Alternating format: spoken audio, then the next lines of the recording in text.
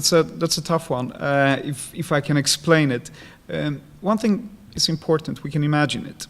We can always imagine a well-being, and I think it's in human nature to think of what would make me feel good.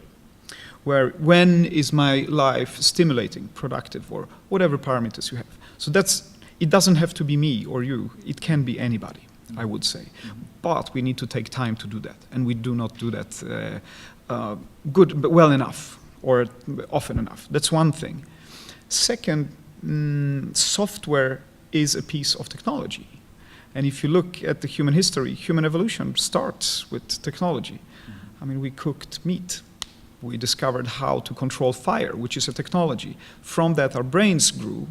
So we won sort of as the species that came out on top, well, according to Darwin, and could socialize, discovered language. Then we discovered the wheel could move, another technology, move around. So human evolution and technology go always hand in hand.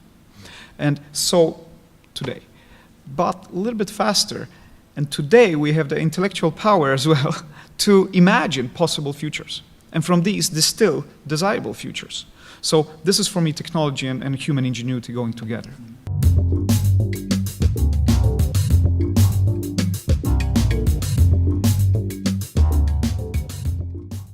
Maybe science fiction thinking if you wish. I mean, what science fiction is good at is to articulate very well, in a very easy, consumable and understandable way, possible futures.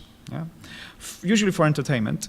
What they are not good at is speaking into fantastic futures, great futures. And they do this for obvious reasons. It's easier to make money from scaring people than making them feel fantastic and wishing for the best.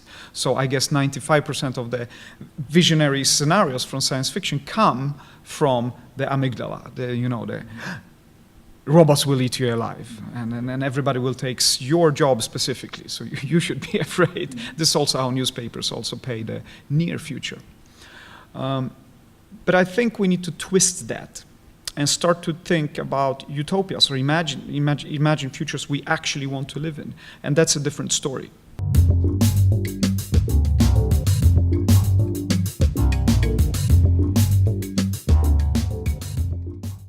That it is very natural. We are surviving on the principle of being safe.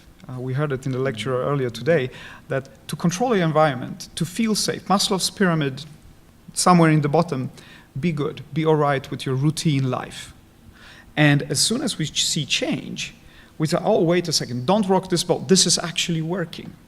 But this is a deception, because the world is moving forward, it's evolving. This is the nature of nature. So how can you stop the most natural thing out there, which is human evolution and world evolution? Don't try.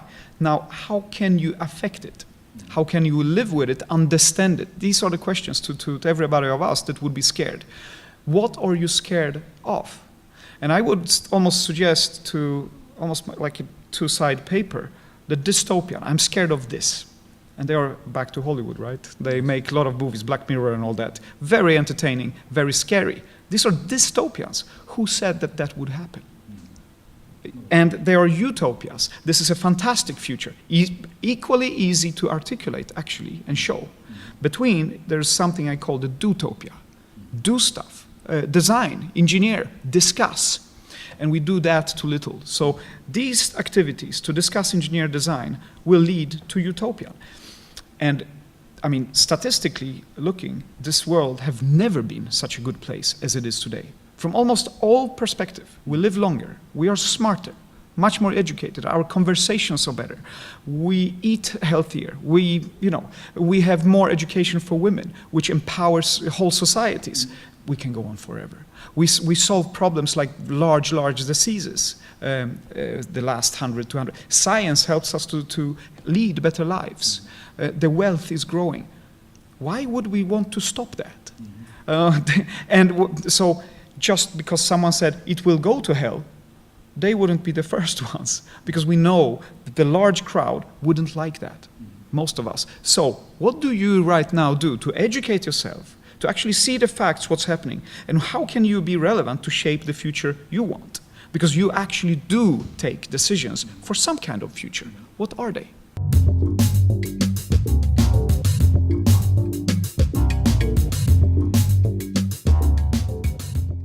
The mindset should be curiosity. I think if you still fear robotics or any kind of technology out there, really. I mean, we feared trains once upon a time. You remember that story? We would die if the train is more than 60 kilometers per hour. We didn't. If you fear that, maybe we should sit down and say, hey, wait a second, what is truly human, the human nature? And one thing that sticks out for me is that we are extremely curious. Back to the Maslow's pyramid, when everything is perfect, we get bored. So we start to do other things. For example, curious things like art, like investigating new possibilities, discovering new geographies. We always done that. Why would we stop? So be curious. Because machines are not yet curious. They actually are programmed to do something or to learn something that we told them. That might change. But until then, curiosity-led purpose-seeking, as I called it. So you look for a purpose. What should I do now? Why me? I'm good at that. Machines cannot ask these questions yet. And that's very human nature to do that. So exercise your curiosity. Be very open.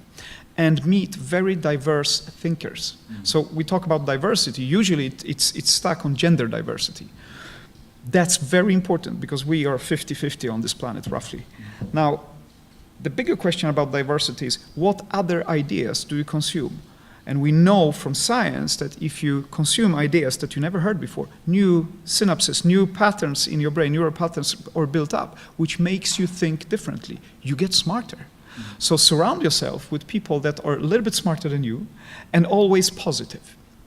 And these people can wake up your curiosity. So positivity, curiosity, your purpose. Why you and why now? And where would you like to be? Ask these questions. And be cross-function, cross-topics. Understand a little bit of everything. So back to curiosity. Because then you find a couple of verticals in your life, like what it could be. Carpentry or mathematics. It actually doesn't matter. Go pursue that. But be curious, very open, very diverse. Travel the world as much as you can and try to experience things because that makes you smarter. And you will apply it on something you don't know yet what it is, and it will be great.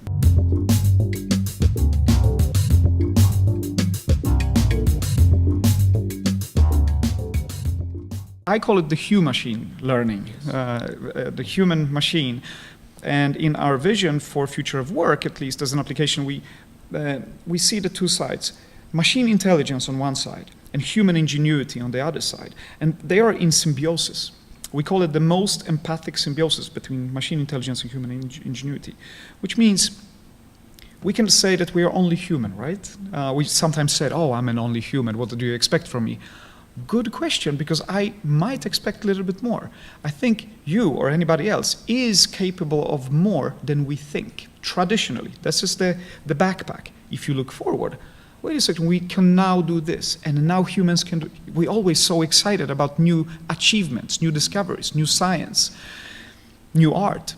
This is more possible if you are supported with intelligence that is not human, that can calculate better than you, that can see patterns clearer than you, and actually see causalities rather than just lies in these patterns, real causalities, if this, then that, and supports you with that intelligence so you can focus on human creativity, complex problem solving.